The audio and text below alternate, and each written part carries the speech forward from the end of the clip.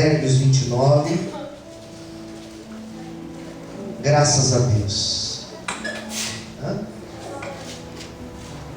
30, verdade, desculpa, gente. Eu queria testar vocês. É que eu escrevi aqui 29, na verdade é 30, tá certo. Olha só, engenheiro pegar errado o uso. Tá bem que não tem ninguém ouvindo pela internet agora, né? Só Brasil, mundo ouvindo. E tem gente ouvindo, hein? Estou recebendo várias mensagens. Pessoal que está acompanhando pela internet. Fiquei muito feliz essa semana. Vamos lá, Provérbios 30, que já encontrou, diga amém. Eu dividi esse capítulo, gente, em duas partes. São duas partes esse capítulo. E a primeira parte é do versículo 1 ao 14. E é onde eu vou pregar hoje, tá? Nós vamos ler esses 14 versículos. Vamos lá. Versículo 1. Palavras de Agur, filho de Jaque, o oráculo. E disse este varão a Itiel e a Ucal: na verdade que sou mais bruto do que ninguém, não tenho o entendimento do homem, nem aprendi a sabedoria, nem tenho conhecimento do santo. Quem subiu ao céu e desceu? Quem encerrou os ventos nos seus punhos? Quem amarrou as águas na sua roupa? Quem estabeleceu todas as extremidades da terra? Qual é o seu nome? E qual é o nome do seu filho, se é que o sabes? Toda a palavra de Deus é pura. Escudo é para os que confiam nele. Nada acrescentes as suas palavras, para que não te repreenda e sejas achado mentiroso. Duas coisas te pedi, não me negues, antes que eu morra. Afasta de mim a vaidade e a palavra mentirosa. Não me des nem a pobreza nem a riqueza. Mantém-me no pão da minha porção acostumada, para que porventura de fato te não negue e diga: quem é o Senhor? Ou que empobrecendo venha a furtar e lançar mão do nome de Deus. Não calunies o servo diante do seu Senhor, para que te não amaldiçoe e fiques culpado. Há uma geração que amaldiçoou seu pai, que não bendiz a sua mãe. Há uma geração que é pura aos seus olhos e que nunca foi lavada da imundícia. Há uma geração cujos olhos são altivos e cujas pálpebras são levantadas para cima. Há uma geração cujos dentes são espadas, cujas queixas são facas, para consumirem na terra os aflitos e os necessitados entre os homens. Amém. Vamos fazer uma breve oração. Fala conosco, Senhor, na noite de hoje, pela palavra que nós acabamos de ler. Provérbios 30, do versículo 1 ao 14. Fala, Senhor, no mais íntimo do nosso ser. Hoje é uma palavra de ensino, Senhor. Então venha nos ensinar e venha nos abençoar por esse ensinamento de hoje, Pai. Abençoe os amigos e as amigas que acompanham pela internet e que depois vão ouvir ou assistir essa palavra. Abençoe a todos, em nome de Jesus. Amém e graças a Deus. Vamos aplaudir o Senhor essa noite. Bastante alegria. Amém. Amados, Provérbios 30 são palavras de um homem sábio chamado Agur. E Provérbios 30, temos aqui alguns ensinamentos.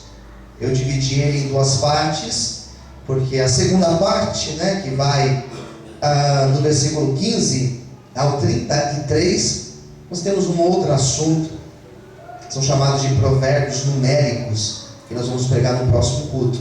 Mas esse primeiro bloco, essa primeira parte do texto, nós temos 4 assuntos importantes. Quantos assuntos eu disse?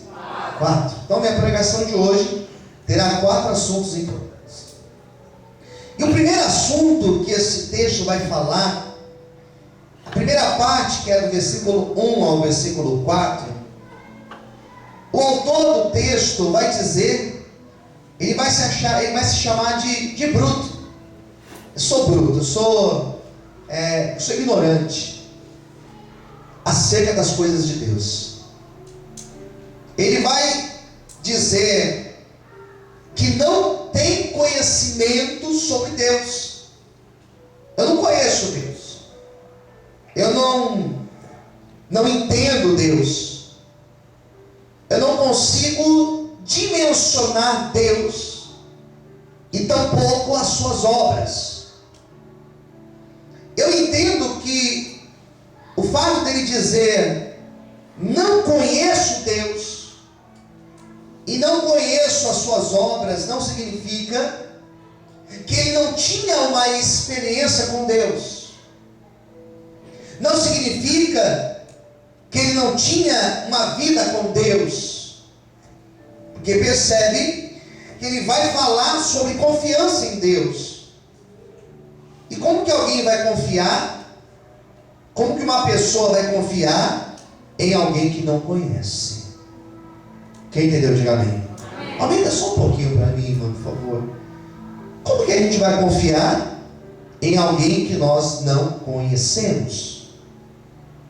Não faz sentido. O versículo 5 fala isso. Que o Senhor é o escudo para aqueles que confiam nele. E a confiança, ela nasce com o tempo. É errado você conhecer uma pessoa e confiar nela inteiramente quando você conhece, no momento que você conhece. Confiança você vai adquirindo. Quem concorda, diga amém. Amém.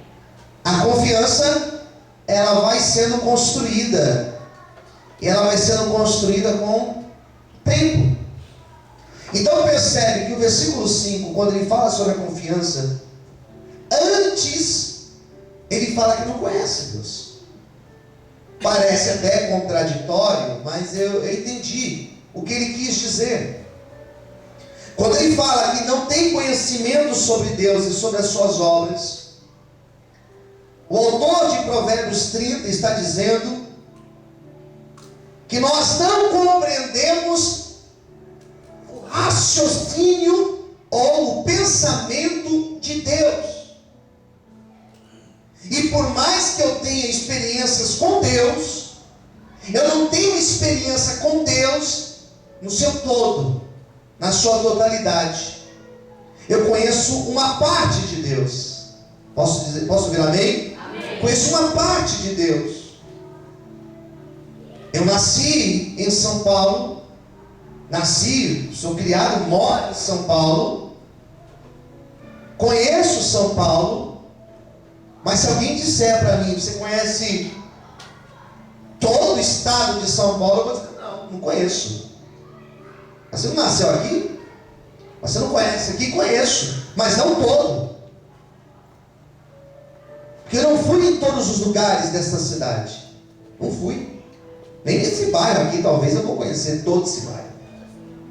Então, ainda que eu diga, eu tenho uma experiência com Deus, não conheço Deus na sua totalidade. E é por isso que ele vai dizer, eu sou ignorante acerca disso, eu sou um bruto acerca disso.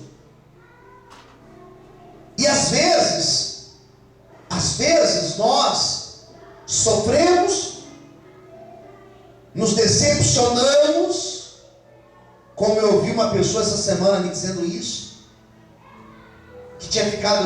alguém tinha me dito que tinha ficado com revolta com Deus, que Deus tinha feito tal coisa, e eu falei para a pessoa, não, eu te entendo, eu entendo o que você está dizendo. Isso eu chamo de imaturidade. E a pessoa, não, mas depois passou, passou, né? Mas é imaturidade. Porque quando nós vamos entender o agir de Deus, hoje eu fui gravar de manhã, hoje cedo, e um dos rapazes que participou da entrevista, mestre de yoga, o cara foi para a Índia, não sei o que mais, E quando ele chegou lá, e a gente se conheceu ali no café antes de entrar no estúdio, ele me disse: eu acabei de chegar, eu comentei que tinha pego trânsito, né, lá em Guarulhos. Quando você não conhece a pessoa, fica esses papos meio estranhos, né? Que chuva, né? Que trânsito, né? E lá em Guarulhos, a gravação, peguei um trânsito e tal, e chuva. Ele também peguei um trânsito e eu vim do hospital, porque meu sobrinho morreu de dias, né? Nasceu e não nasceu saudável e morreu. Falei, poxa, que chato, os sentimentos e tal. E começamos a conversar sobre isso. E essa conversa entrou no estúdio e virou uma pergunta da entrevista de hoje: por que uma criança morre? E quando me perguntaram sobre isso, eu falei, bom, não tem uma explicação lógica. Porque nós poderíamos dizer, bom, Deus poderia nem permitir essa criança ser gerada. Ninguém ia sofrer, a mãe não ia sofrer, o pai não ia sofrer, ninguém ia sofrer. Olha o transtorno, olha o sofrimento. Mas por que então Deus permite, pastor? Não sei por que Deus permite. Mas eu sei que Deus é bom. Isso eu tenho certeza. E tenho certeza que se Deus permitiu esse sofrimento, é porque Deus tem um propósito. E o propósito de Deus é excelente. Eu não entendo hoje, mas vai chegar um dia que eu vou entender que tudo aquilo que Deus fez na minha vida foi excelente. E existia um propósito bom, porque Deus tem coisas boas para as nossas vidas. Amém? Você pode aplaudir ao Senhor por isso. Aleluia. Amém? Diz que não dá para questionar tragédias. Não dá para questionar desastres que acontecem. Não dá para questionar. Não tem uma resposta lógica. Nós não entendemos o agir de Deus. Olhe para mim, por favor. Algumas coisas vão acontecer na nossa vida que nós não vamos entender. O sofrimento da pessoa ruim, nós entendemos. Ah, está pagando. É castigo.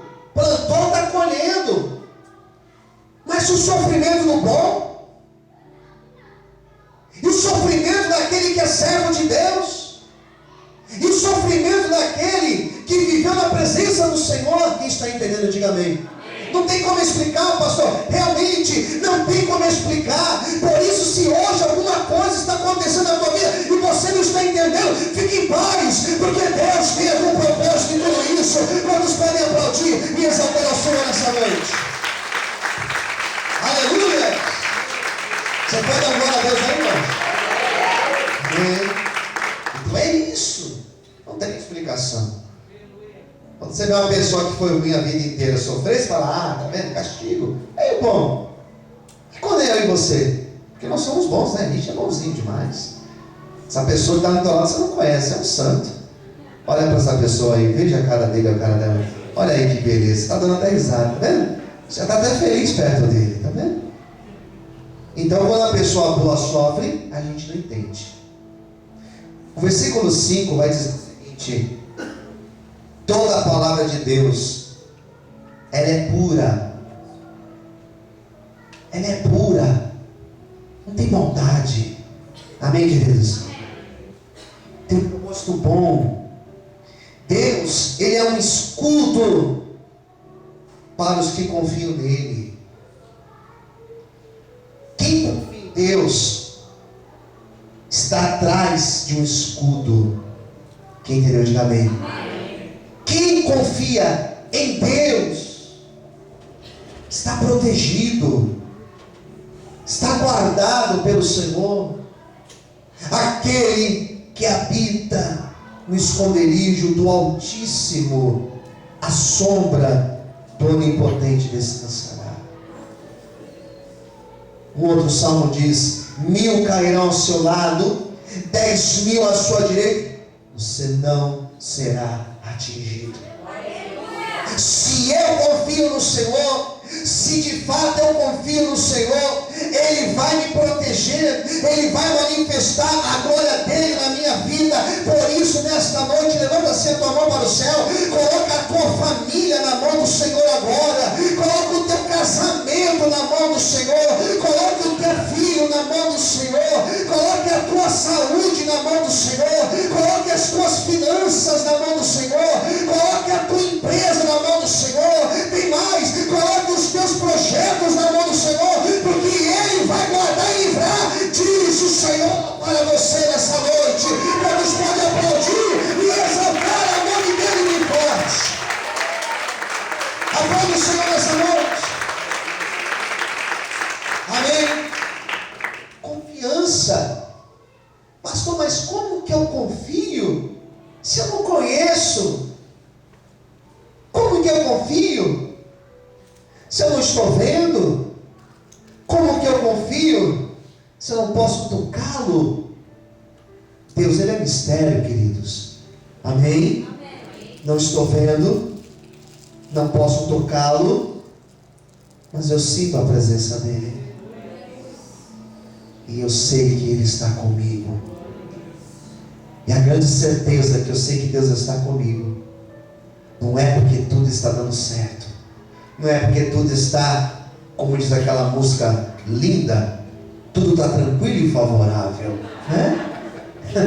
Eu sei que Deus está comigo, porque até aqui Ele tem me sustentado. Outros no meu lugar já teriam parado, outros no teu lugar já teriam desistido, só que nós estamos firmados até hoje aqui, porque o Senhor tem nos sustentado e tem sido nosso escudo. Vamos também aplaudir e exaltar a Deus por isso, aleluia. Aplauda o Senhor nessa noite, aleluia. E se nós confiarmos no Senhor, nós não iremos nos decepcionar. Fala para quem está ao seu lado isso: Deus não vai te decepcionar se você confiar nele. Quem entendeu? Diga amém. Amém? Terceira coisa que eu quero falar para vocês nessa noite. Olha o pedido que ele faz a Deus. Vamos ver? Versículo 7. Isso daqui é uma oração agora. Versículo 7. Duas coisas te pedi, não me negues antes que eu morra. As duas coisas que ele pediu foi o seguinte: afasta de mim a vaidade e a palavra mentirosa. Em outras Bíblias, numa outra tradução, vai dizer assim: afasta de mim a falsidade. Quem tem essa tradução? Levanta a mão para eu ver. Ah, vários aqui tem. Falsidade. Afasta de mim, Senhor, toda falsidade. Vamos dizer isso? Levanta a mão para o céu e fala assim: Senhor, afasta de mim toda falsidade. Amém. Quem quer isso de Deus? Diga amém. Qual a palavra do Senhor aí? Quem quer isso de Deus? Amém?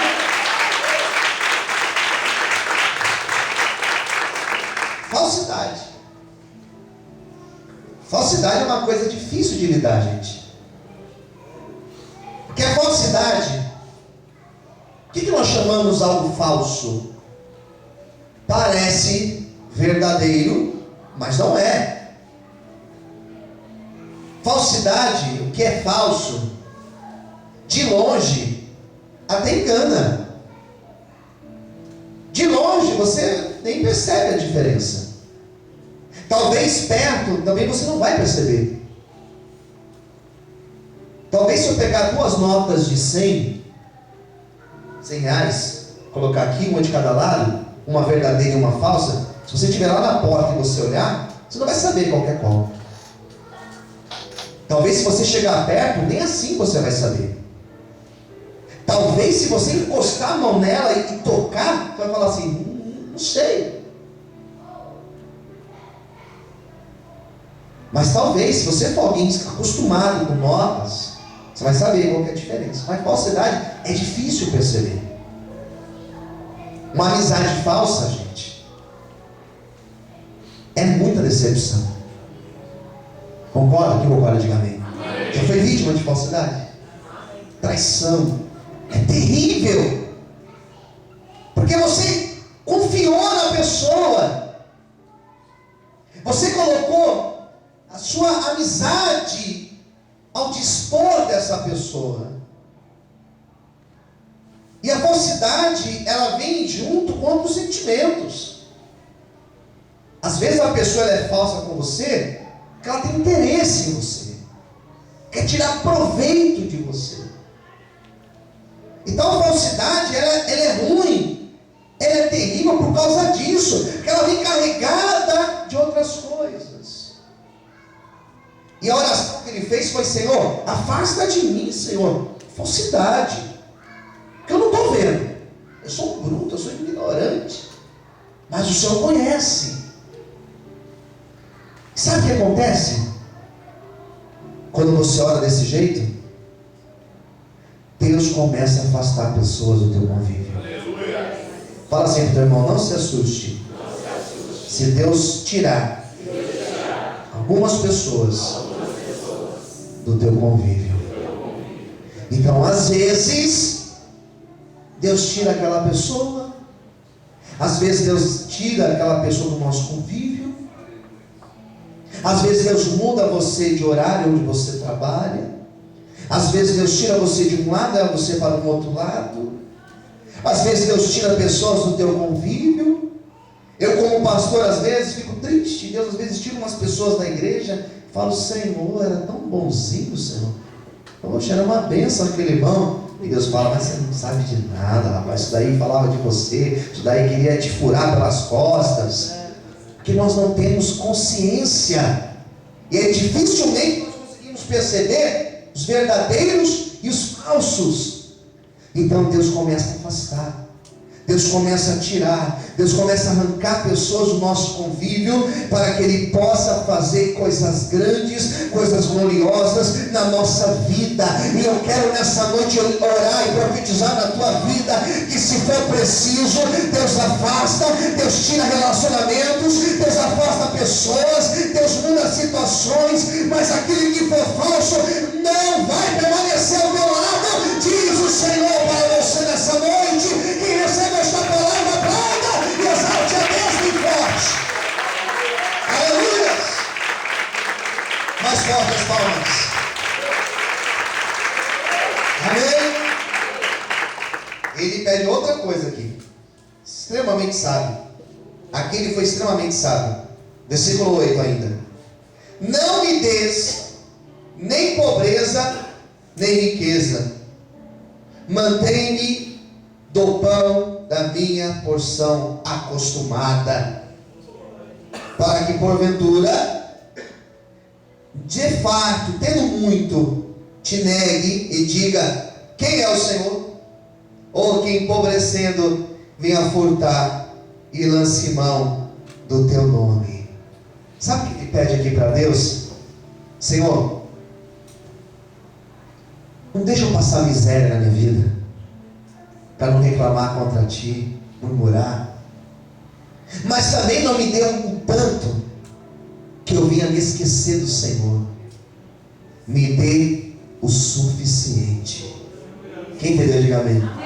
Eu não quero nada, eu não quero pouquinho e nem um muito para me esquecer. Eu quero o suficiente, Senhor.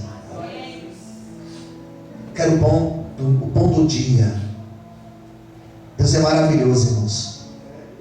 Porque algumas pessoas, infelizmente, não estão preparadas para a abundância.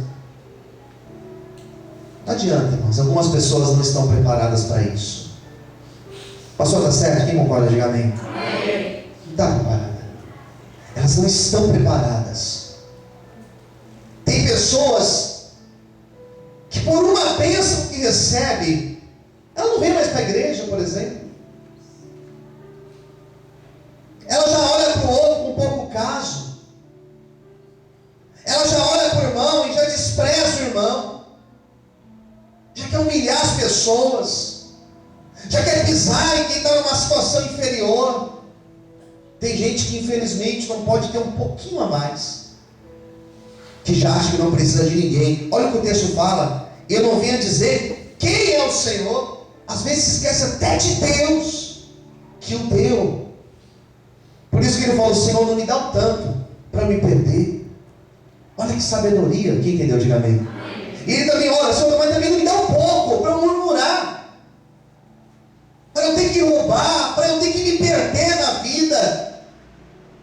uma vida equilibrada.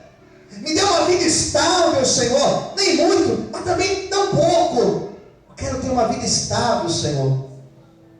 Eu quero orar nessa noite, queridos, para que Deus possa trazer esse equilíbrio em todas as áreas da tua vida, para que você possa ter ainda a oportunidade de dizer: eu sou uma pessoa feliz, eu sou uma pessoa abençoada, não porque eu tenho muito, não porque eu tenho pouco, mas aquilo que eu tenho, eu sei me contentar com aquilo que eu tenho. Eu sou abençoado por Deus. Quantos podem aplaudir e exaltar ao Senhor nessa noite? Louvado seja o nome de Deus. Aleluia. E em quarto e último lugar, ele fala de 4 tipos de pessoas que eu espero que não seja eu e você. Ele fala de 4 tipos de pessoas. Versículo 11. Ele vai dizer assim: há uma geração, existe um grupo de pessoas que amaldiçoa o seu pai e que não bendiz a sua mãe. Em outras palavras, quando uma pessoa não tem respeito ao seu pai e à sua mãe, quando ela desonra o seu pai e a sua mãe, é uma pessoa que jamais será abençoada por Deus. Isso que fala de desrespeito. Tem pessoas que não respeitam o pai, a mãe, as autoridades do trabalho, não respeita o pastor, não respeita ninguém. Ela se acha superior a todos. Ela é orgulhosa, exaltada. Esse jamais será abençoado por Deus. Se isso tem feito parte do teu caráter, ora nessa noite. Porque Deus, Ele quer abençoar a tua vida. E Deus não dá uma mensagem para endereço errado. Se Deus está nos dando essa mensagem nessa noite, é porque Deus quer que nós sejamos pessoas respeitosas. Respeito tem que existir em todos os lugares. É na relação de um pai para o filho, de filho para o pai. É na relação do esposo para a esposa, da esposa para o esposo.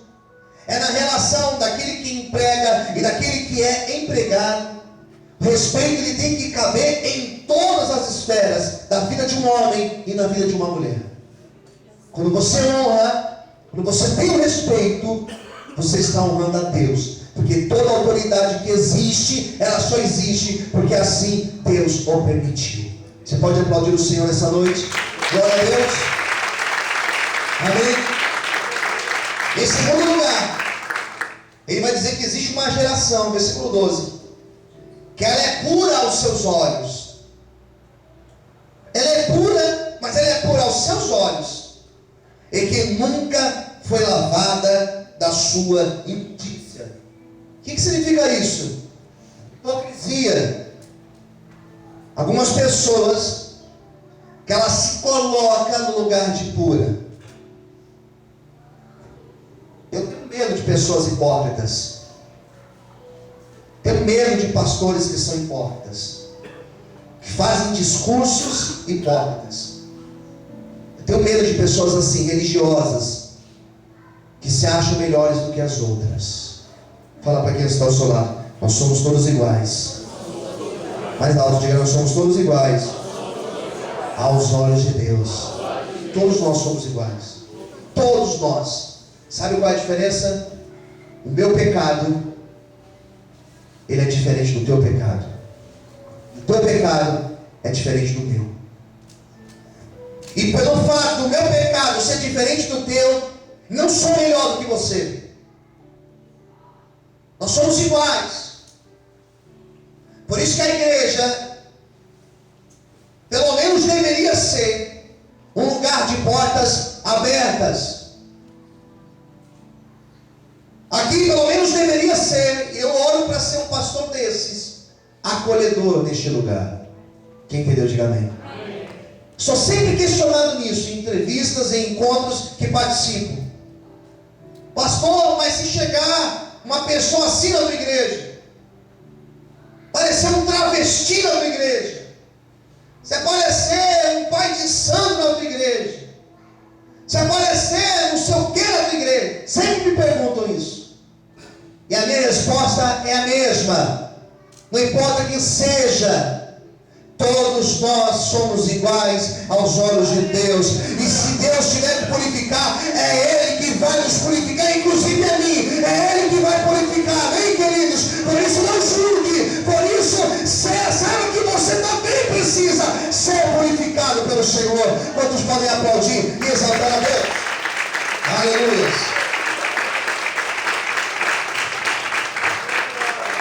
O pessoal gosta dessas polêmicas, né? Ah, mas se for lá na igreja. Aí, meu irmão, lá tem de tudo lá na igreja. Tem até corintiano na igreja, aí fazer o quê? A gente não escolhe, né? Paciência, né? Glória a Deus. Glória a Deus não, misericórdia. Versículo de número 13.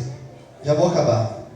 Há uma geração cujos olhos são, o que diz a tua Bíblia? Altivos, e cujas pálpebras são levantadas para cima.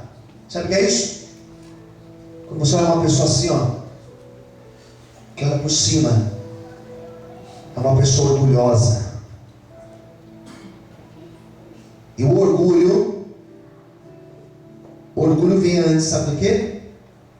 Da queda. Quem entendeu, diga amém. O orgulhoso, ele sempre cai. Ele sempre cai. Por isso que as pessoas mais sábias que eu conheço são as pessoas mais humildes. Porque o sábio, de fato, ele é humilde. Quem entendeu, diga amém. Orgulhoso, porque sabe um pouco a mais de alguma coisa, porque tem alguma coisa diferenciada, ou porque, não sei. Isso não agrada a Deus. O que agrada ao Senhor é um coração humilde.